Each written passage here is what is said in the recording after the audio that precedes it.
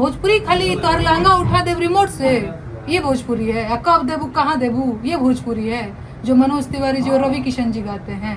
तो चोली लहंगा ब्लाउज अहिरान बबुआन भूमिहार ये सब करने वालों की भी हाथी चले बाजार, और अगली लाइन आपको तो पता ही है। मेरे बाल को लेकर के भद्दे कमेंट करते हैं, मेरे चेहरे पे पिंपल्स है उसको लेकर के भद्दे कमेंट्स करते हैं लोग।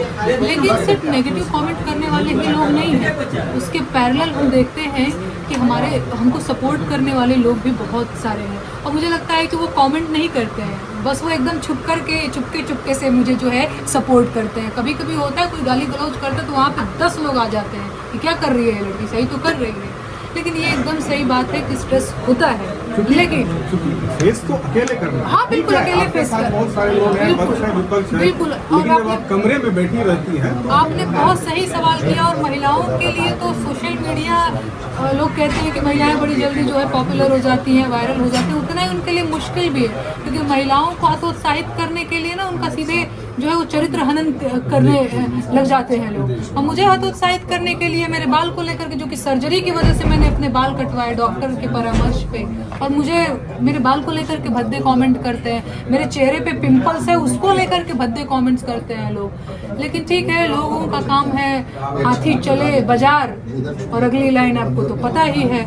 लेकिन एकदम सही बात है, स्ट्रेस होता है, सब होता है। लेकिन 4-5 साल से मैं सोशल मीडिया पे एक्टिव हूँ, तो इतने साल में आदमी सोशल मीडिया का जो है मैकेनिज्म समझ जाता है, ठीक ना। तो मैं अब बहुत ज्यादा कॉन्फिडेंट और बहुत ज्यादा ढीठ हो चुकी हूँ, तो मुझे नहीं फर्क पड़ता है। हाँ। अच्छा, अब एक चीज बताइए, आज लोग के गीत गाए तो जाते हैं, पसंद किए जाते हैं, डिमांड होता है, प्रोग्राम में डिमांड होता है, पर उसके फॉलोअर, उसको सुनने वाले कम क्यों हो रहे? क्यों नहीं वो अट्रैक्ट कर पाता है हर किसी को? हमेशा लोकगीत नहीं गाए जा रहे हैं भैया, 2-4 ठो लोकगीत गाए जा रहे होंगे, या पता नहीं कोई गा रहा है कि नहीं गा रहा, मुझे पता भी नहीं है। शारदा सिन्हा जी जो है वो विशुद्ध रूप से लोक गायिका थी, और वो लोकगीत गाती थी, मवा महुआ के झूमे डड़िया, चाहे कोयल बिना बगिया ना सोए राजा, चाहे और भी उनके बहुत सारे रोमांटिक गीत, और बहुत सुंदर शब्दों में पिरोया हुआ रोमांटिक गीत, मैं उसकी बात बता रही हूँ। और आज जो गीत बन रहे हैं बहुत ही ज्यादा फूहड़ और अश्लील बन रहे हैं, इसीलिए जो है लोग नहीं उसे पसंद कर रहे हैं, जो सभ्य समाज है। बाकी तो उनकी भी अपनी एक ऑडियंस है, चोली लहंगा ब्लाउज अहिरान बबुआन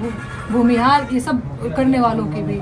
दूसरी चीज, आप भाषा की बात कर रहे हैं कि भोजपुरी भाषा में, देखिए ऐसा रहा है कि लोकगीत तो हमेशा से गाते रहे हैं, है ना, वो हमारे परंपरा का हिस्सा रहे हैं। एक चीज मैं देखती थी, और इसीलिए शायद मैंने शुरू भी किया, कि हमारे भोजपुरी में पॉलिटिकल सेटायर, शायद मैंने, हो सकता है बहुत लोग लिखे गाए हों, मुझे आइडिया नहीं हो, जहाँ तक मुझे पता था कि कोई अभी लिख गा नहीं रहा। अभी आज के दौर में तो कोई लिख गा रहा ही नहीं।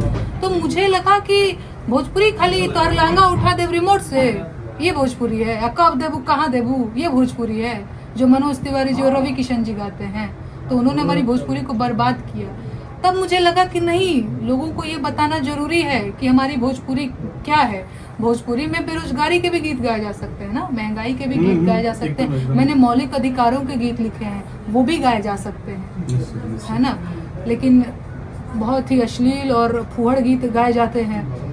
तो ओटीटी को लेकर के आपका क्या कंसेप्ट है? मैं बहुत देखती नहीं हूँ, मैं बहुत एक्टिव नहीं रहती। सुनती तो होंगी, चर्चा तो होती होगी। हाँ, बहुत गाली गलौज तरीके की चीजें होती हैं, मैंने हाँ, लेकिन बहुत उसको लेकर के मेरे पास अपडेट नहीं रखती हूँ। आपने अभी एक सवाल का जवाब दिया कि अगर कहीं किसी पॉलिटिकल पार्टी से अप्रोच होता है चुनाव लड़ने के लिए, मैं विचार करूंगी, सोचूंगी। आपके नजर में, आपके आइडियोलॉजी से अभी वर्तमान में कौन सी पार्टी आपको सूट करेगी? मैं ठीक अभी बता नहीं पाऊंगी आपको, है ना। और दूसरी चीज, पार्टियों का, नेताओं पे मैं बहुत भरोसा करती नहीं, मेरे को खुद पे भरोसा है। बिहार में बहुत सारे अभी नए पार्टी आ रहे हैं। हाँ, इसलिए तो मैं कह रही हूँ। सिद्दीप लांडे जी आ गए हैं, प्रशांत किशोर, और भी कई सारे लोग नए आ रहे हैं जो पहले सर्विस में थे, उनकी भी अपनी कोई आइडियोलॉजी है। नहीं आपकी क्या आइडियोलॉजी है सोसाइटी को बदलाव में लाने के लिए? आप अगर महंगाई, बेरोजगारी फैलाने की बात करती हैं, ये सवाल मेरा भी तो रहता है ना सर। मैं भी तो बार अपने, मैं एक लोक गायिका हूँ, गीत लिखती गाती हूँ, है ना।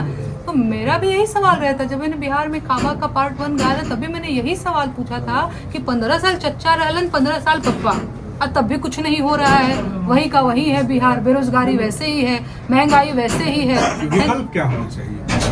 अब विकल्प क्या होना चाहिए? अब तो बहुत सारे लोग आके अपना अपना जो है क्या बोलते हैं, चुनावी लॉलीपॉप थमा रहे हैं। लोग यकीन कर ले जाते हैं, उनको वोट दे जाते हैं। जब 2014 में हमें लगा कि 2 करोड़ नौकरी मिलेगी, 15 लाख खाते में आएगा। विकल्प क्या है? सब झूठे तो भरे पड़े हैं।